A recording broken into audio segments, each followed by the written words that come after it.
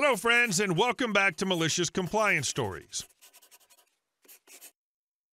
Let's start our video with a wild story about a choosy beggar who thought she could bully her way into a water park without paying a dime. But before we begin, don't forget to subscribe to our channel if you're new here and turn on notifications so you don't miss a new video every single day. Here we go. Woman wants into water park for free because she wasn't going to enjoy it. Okay, so this all happened about 5 years ago, and I'm too excited about finally having something to call this lady, aka choosy beggar, besides that B word. It was really traumatic for me at the time. I was working at a zoo that summer, minimum wage because of course, and my manager had just transferred me to the water park for the start of the school holidays. Now this zoo is one of the top-ranked zoos in the US, and one of the reasons is the small water park near the entrance. During the summer, it gets boiling hot, so this was a huge attraction for literally anyone wanting to cool down. I can't remember how much it cost to go in. I think $5 for kids and $8 for adults, but you could come and go all day. And I always thought it was pretty reasonably priced. The main rule was that kids under 14 had to have an adult and no one could come in for free, except babies. Sometimes people wanted to look at the park in case they wanted to bring swimsuits next time, and I'd escort them to the end of the walkway and show and tell them about the park. But sometimes if the line got too long, I would let them walk down and join them after I helped the other customers. On this particular day, I was working the cash register at the entrance, which was my favorite because I was out of the sun and genuinely enjoyed chatting to the customers, usually. This all changed when I saw 2 women and 3 kids walking up the path to me. Here's our conversation. Me: hello, welcome to the water park. How many kids and adults do you have? CB: just 3 kids. Me: okay, just so you know, everyone who goes into the water park has to pay the entrance fee, so you 2 would also have to pay as well. CB: but we aren't going to get in the water. We're just going to sit in the shade. We aren't going in to have fun or anything. Me: I'm sorry, it's zoo policy because there would be no way for us to know who paid or not. Kind of like a football game. You have to pay to go into the stadium, even if you don't watch the game. At this point, a couple walks up behind them and asks to have a quick look at the park. I tell them to walk to the end of the wooden walkway, and I'll be down right after I help these women. CB: fine. My friend and I won't go in. The girls can go on their own. Pushes forward 3 girls who look around 6 to 10 years old.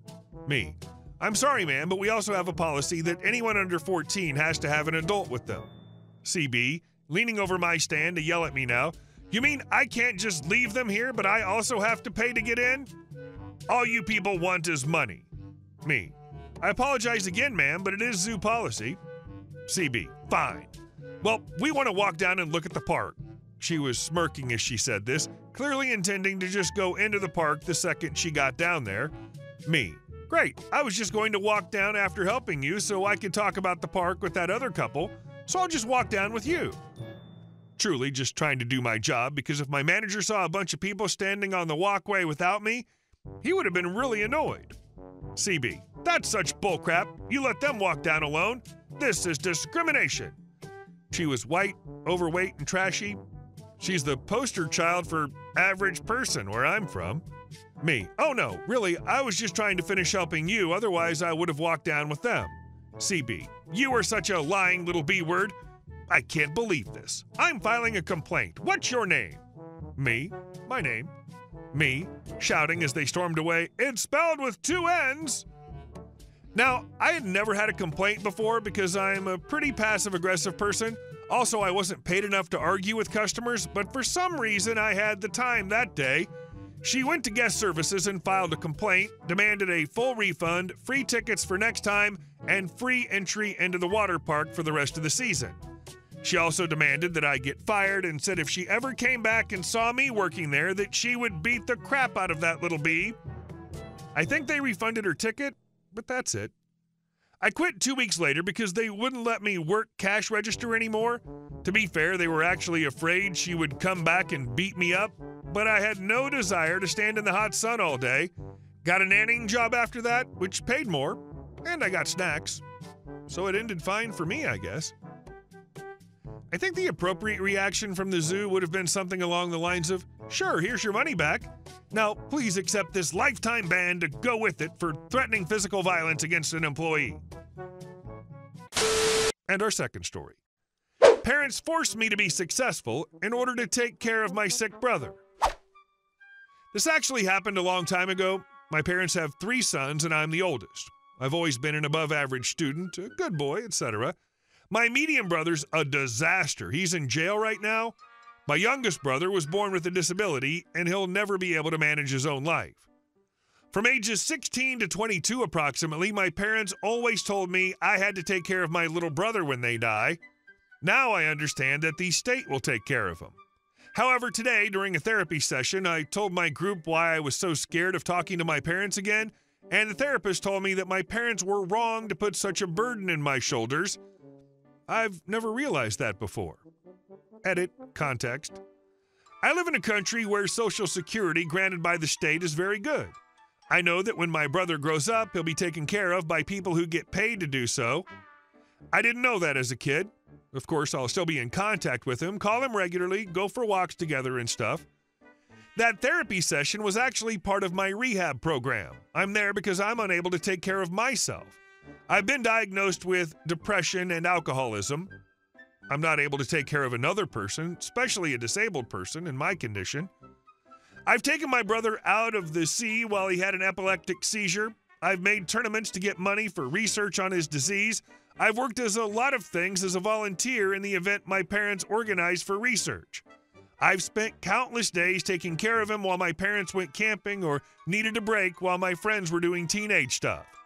I've spent several nights at the hospital as a kid, unsure if my brother was going to survive the night. I've translated a lot of medical-related documents to French and English for sharing the research progress with other foundations around the world, all while having to graduate school or university. Longest example coming to mind, 90-page research progress summary, had to be translated in less than 2 months. I can describe you even what are the incorrect pieces of DNA in my brother's body and the process that causes his brain to work improperly, while I have no idea about my own disease. Multiple sclerosis. I've learned to type with special characters for mentally challenged people in order to teach stuff to my brother. I battled a clown with wooden swords in a stage in a raise awareness event, an event my parents took me to only because I'm the only person in the family able to speak fluently the language the event was in. In exchange, my parents gave me no attention as a kid because I was already the good one until I stopped getting A grades in university. There, they started pressuring me until I had to leave home because my dad wouldn't allow me to have any free time. While I was away, I tried meeting my brother as many times as I could, even if it meant meeting my parents and their hurtful comments too. Some months ago, living in a big city, I called my mom and she made me want to jump into the metro railway just as the metro was approaching. After I got diagnosed depression and the doctors recommended me go to a rehab center, my extended family and some friends helped me and supported me. However, my parents opposed that because I would be wasting 2 years. Just remember that you're free to refuse it. And don't feel guilty about it because whilst he is your brother, you don't have to give up your future to care for him. And our last story. Tell me you know people and won't be kicked out and you can do what you want? I know people too. I used to work in a 200-room hotel in a town that had a population of roughly 50,000. There were 4 other hotels in town, so when something happened in this town, rooms filled up quickly. The next cities that had hotels large enough to accommodate were 30 minutes to 2 hours away. It was not uncommon to spend every weekday calling all the other hotels to see what was available for accommodations hours from where we were. This was a time when the internet was primarily AOL chat rooms and Yahoo groups, but no online reservation sites. We were just upgraded from a paper system to a DOS system. Anyway, there was a tournament in town and everything was booked. These tournament attendees were mostly adults with a few kids and decided they were taking over the hotel for the weekend. Check in, Mr. Karen. Hey, I'm checking in my team, so here are 30 rooms and my credit card, yada yada. Me, okay, sir. Here are your room keys. This wing is yours. Everyone can load in at this entrance, hotel amenities, etc. Mr. Karen, thank you. We're set. 25 minutes later, I have a lady at the desk who is livid at the fact that she's banned from the hotel pool and that the team is already causing issues. The hallway is full of partying adults and kids practicing in the hallway. I head over to the pool to see private party signs posted and that only members of Team X are allowed during specific times. These looked like the hotel had printed and hung them. I went back to the lady to offer to change her room assignment, but warned there were multiple teams staying that weekend and that she's allowed to use the pool. Once that's resolved, I find Mr. Karen and advise the pool is open for all guests, not reserved for just their team. Mr. Karen tells me that he's going to do what he wants. He's with X Tournament and he knows people in this town. So if I want to keep my job, I'd better shut my mouth, turn the other directions, and go back to the front desk like a good little girl. I explained that I'll be making a few calls and will get back to him. He assumed that I meant the hotel manager or owner, not my family. You see, my family was huge into the tournament, but wouldn't know me from Adam, as I was not a participant in this sport. I made a call to my family members complaining that Team X basically told me I was going to be fired unless I do what they say. My family happened to be at the tournament site at the time and approached the leaders of the association, president, board, etc., about this issue. An hour later, my family and the leaders are standing at my front desk and calling Mr. Karen to the front desk. Mr. Karen was told to pack up his team, they were being eliminated from the tournament for not being a positive role model for the spot, and that they needed to pack up and go home. They are not allowed on tournament grounds. Mr. Karen was required to make a formal apology and then gather the team in the lobby and explain what happened. The entire team was out in an hour.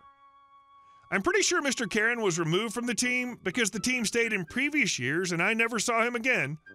The association also used it as an example of conduct in the future. Never had an issue again. It's also the reason why you should try and treat everyone with respect, if not for the simple fact that you don't know who people know or what they're capable of. Hey guys, thank you all for watching the video. I'll see you in the next one.